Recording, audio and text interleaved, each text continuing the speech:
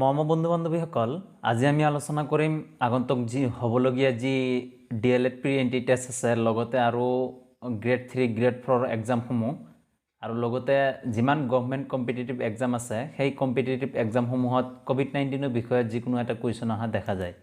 তো আজি আমি সেই কোভিড-19ৰ বিষয়ে কিছু MCQ আজি আমি সলভ কৰিম, সেইসমূহ আলোচনা কৰিম। তো ভিডিওটো শেষলৈ চাই থাকিব আৰু ভিডিওটো ভাল পালে এটা লাইক কৰিবা আৰু মোৰ এই চেনেলটি সাবস্ক্ৰাইব কৰিব। তো প্ৰথমটি কুৱেশ্যন হৈছে এইবোৰৰ অৰ্থাৎ তলৰখিনি কথা কৈছে কোনটো সাধাৰণ কোভিড-19ৰ লক্ষণ নহয়। তলৰ এইকেইটাৰ ভিতৰত কোনটো কোভিড-19ৰ লক্ষণ নহয় বুলি কৈছে, ইয়াতে নহয় বুলি কৈছে। সো কাহ কোভিড-19 হ'লে কাহ হয়, জ্বৰ হয়, সোৱাদ বা গন্ধ ল'বলৈ অক্ষম হয়। ইয়াতে অপশ্যন এ শুদ্ধ উত্তৰ হ'ব অস্পষ্ট দৃষ্টিশক্তি দুৰ্বল হোৱা। এইটো কোভিড-19ৰ লক্ষণ নহয়, কাৰণ কোভিড-19 কাৰোবাৰ শৰীৰত যদি লক্ষণে দেখা দিয়ে, দৃষ্টিশক্তিৰ দুৰ্বলতা সেনেকুৱা কোনো লক্ষণ নাথাকে, গতিকে অপশ্যন এ শুদ্ধ উত্তৰ।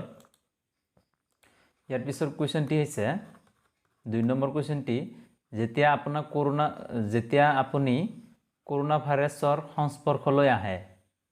ইয়াতে কৈছে যেতিয়া আপুনি কৰোনা ভাইৰাছৰ সংস্পৰ্শলৈ আহে, তেতিয়া আন লোকৰ পৰা পৃথক হৈ থকাক কি বুলি কোৱা হয়? কোৱাৰেণ্টাইন বুলি কোৱা হয়। হয়, কোৱাৰেণ্টাইন বুলি কোৱা হয়। ইয়াৰ পিছৰ কুৱেশ্যনটি হৈছে এইটো এটা ভেকচিনৰ নাম, স্পুটনিক ভেকচিন কোনখন দেশৰ পৰা উৎপত্তি? এইটো এটা ভেকচিন, কৰোনা ভেকচিনৰ ভিতৰত এইটো এটা ভেকচিন। তো এতিয়া ই উৎপত্তি হৈছে ৰাছিয়াৰ পৰা। ইয়াৰ পিছৰ কুৱেশ্যনটি হৈছে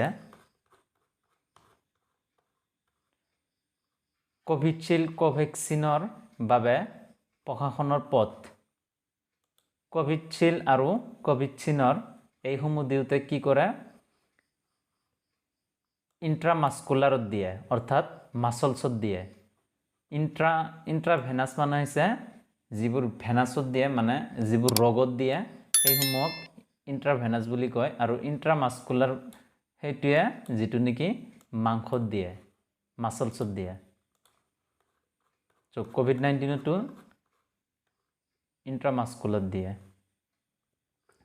ইয়াৰ পিছৰ কুৱেশ্যনটি হৈছে নিম্নলিখিত কোনটো কোভিড-19 ভেকচিনৰ পাৰ্শ্বক্ৰিয়া? কোভিড-19 ভেকচিনৰ পাৰ্শ্বক্ৰিয়া কোনটো? কোভিড-19 ভেকচিন দিলে কি হয়? টীকাকৰণ কৰা বাহুত বিষ হয়, এইটো হয় জানো, আৰু জ্বৰ হয়, জ্বৰো হয়, মূৰৰ বিষ হয়। তো ইয়াৰে শুদ্ধ উত্তৰটো হ'ব অপশ্যন ডি, এই সকলোবোৰ হয়, এই সকলোবোৰ টীকাকৰণ কৰিলে হোৱা দেখা যায়। ইয়াৰ পিছৰ কুৱেশ্যনটি হৈছে কোভিড-19ৰ 19 কি বুজায়? কোভিড-19 যে আছে, সেই কোভিড-19ৰ 19 কি বুজায়? কোভিড-19ৰ যে শেষৰ 90 আছে, সেই 90টোৱে কি বুজায় কোভিড-19ৰ? এইটো হৈছে কৰোনা ভাইৰাছ আৰু ইয়াৰ ফলত হোৱা ৰোগটো 2019 চনত চিনাক্ত কৰা হৈছিল বাবে ইয়াক কোভিড-19 বুলি কোৱা হয়। 2019 চনত প্ৰথমে চিনাক্ত কৰা হৈছিল, গতিকে ইয়াক কোভিড-19 বুলি কোৱা হয়। ইয়াৰ পিছৰ কুৱেশ্যনটি হৈছে কৰোনা শব্দটি কোন ভাষাৰ পৰা উদ্ভৱ হৈছে? হয়, কৰোনা শব্দটি কোন ভাষাৰ পৰা উদ্ভৱ হৈছে? সেইটো হৈছে লেটিন ভাষাৰ পৰা উদ্ভৱ হৈছে কৰোনা শব্দটি। ইয়াৰ পিছৰ কুৱেশ্যনটি হৈছে কৰোনা ভাইৰাছৰ বিষয়ে শৰীৰৰ কোনটো অংশ প্ৰভাৱিত কৰে? কৰোনা ভাইৰাছে বিশেষকৈ শৰীৰৰ কোনটো অংশক প্ৰভাৱিত কৰে? সেইটো হৈছে হাওঁফাওঁ। হয়, হাওঁফাওঁত কৰোনা ভাইৰাছে বিশেষকৈ কি কৰে? প্ৰভাৱিত কৰে। ইয়াৰ পিছৰ কুৱেশ্যনটি হৈছে ভাৰতৰ কোভিড-19 টিকাকৰণ দ্বিতীয় পৰ্যায় আৰম্ভ হৈছিল কেতিয়া? মাৰ্চৰ 2021 মাৰ্চ মাহত 2021 মাৰ্চ মাহত ভাৰতবৰ্ষত কোভিড-19 টিকাকৰণ দ্বিতীয় পৰ্যায় আৰম্ভ হৈছিল। ইয়াৰ পিছৰ কুৱেশ্যনটি হৈছে সংকটজনক অৱস্থাত থকা এজন কৰোনা ভাইৰাছ ৰোগীক কোভিড-19 পৰা সুস্থ হোৱা বা মুক্ত হোৱা ব্যক্তিৰ তেজ দিয়া নিদানিক পৰীক্ষণৰ নাম কি? যি তেজ দিয়ে সেইটো কি বুলি কয়? যিসকলে কৰোনা ভাইৰাছ ভাল হৈছে, যিসকলে কৰোনা ভাইৰাছত আক্ৰান্ত হৈ আছে তেখেতক যে তেজ দিয়ে সেই নিদানিক যি পৰীক্ষণ সেইটো কি বুলি কোৱা হয়? প্লাজমা থেৰাপি বুলি কোৱা হয়। প্লাজমা বুলি কোৱা হয়। ইয়াৰ পিছৰ কুৱেশ্যনটি হৈছে 11 নম্বৰ কুৱেশ্যনটি তলৰ কোনটো কোভিড-19 ভেকচিন নহয়? হয়, এইটো কুৱেশ্যন যোৱাবাৰ DLED এন্ট্ৰেন্সত আহিছিলে। যোৱাবাৰ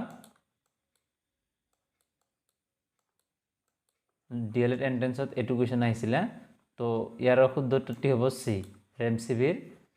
এইটো কি এটা ভেকচিন নহয় কোভিড-19। ইয়াৰ পিছৰ কুৱেশ্যনটি হৈছে নভেল কৰোনা ভাইৰাছৰ প্ৰথম ঘটনাটো চিনাক্ত কৰা হৈছিল চীনৰ উহানত। হয়, চীনৰ উহান চহৰত প্ৰথমে কৰোনা ভাইৰাছ ধৰা পেলোৱা হৈছিল। ইয়াৰ পিছৰ কুৱেশ্যনটি হৈছে এক কাৰ্যকৰী হেণ্ড চেনিটাইজাৰত কৰোনা ভাইৰাছ আৰু অন্যান্য বীজাণু ধ্বংস কৰিবলৈ কমেও কিমান শতাংশ সুৰা মানে এলকহল থাকে? ইয়াতে মানে সুধিছে হেণ্ড চেনিটাইজাৰত কিমান শতাংশ এলকহল থাকে? সেইটো হৈছে 60%। 60% এলকহল থাকে হেণ্ড চেনিটাইজাৰত। ইয়াৰ পিছৰ কুৱেশ্যনটি হৈছে কৰোনাৰ অৰ্থ কি? কৰোনা ভাইৰাছত যি কৰোনা আছে সেই কৰোনাৰ অৰ্থ কি? সেইটো হৈছে মুকুট। কৰোনা মানে হৈছে মুকুট।